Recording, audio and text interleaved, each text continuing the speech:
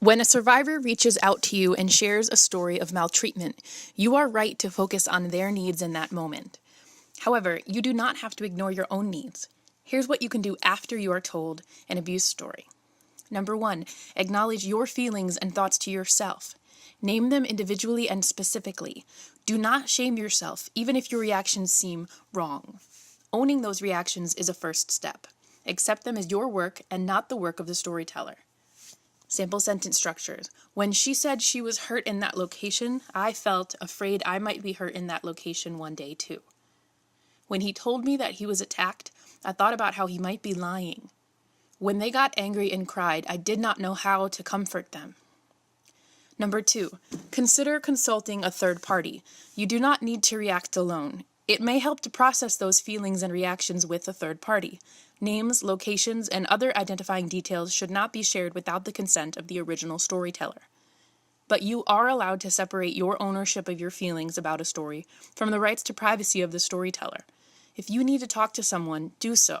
To avoid resorting to appropriation or gossip, keep the focus on your feelings about the story rather than the story itself. Sample sentences structures. I feel because a person in my life told me about. I am thinking about because someone I know said. Number 3, manage your follow-up commitments. Did you promise anything to the storyteller? Perhaps you offered to connect them to a resource or provide a specific distraction or comforting experience. Did you imply that you would reach out to them in a specific way at a specific time? Survivors expect to lose relationships. Show up. Send a post-conversation text message or call just to check in. If you expressed interest in supporting during confrontation, reporting, or moments of future crisis, consult an expert such as a therapist, counselor, or other resource while maintaining a line of communication with the survivor. If you are wondering whether or not to report to the authorities, consult an organization such as RAIN. Number 4, maintain your equilibrium or establish your new normal. You do not need to stay in crisis response mode. Return to your daily life. If the survivor story includes a new awareness of a character flaw within someone you know or risk of danger to someone in your community, establish a new routine that will keep you and others safe. When the story merits a change to your daily life, consult a professional such as a therapist, counselor, or spiritual advisor to help you establish your new normal. Most importantly, know your limits. You may not be able to make the problem better, but you can help the storyteller make it through the next phase of their healing.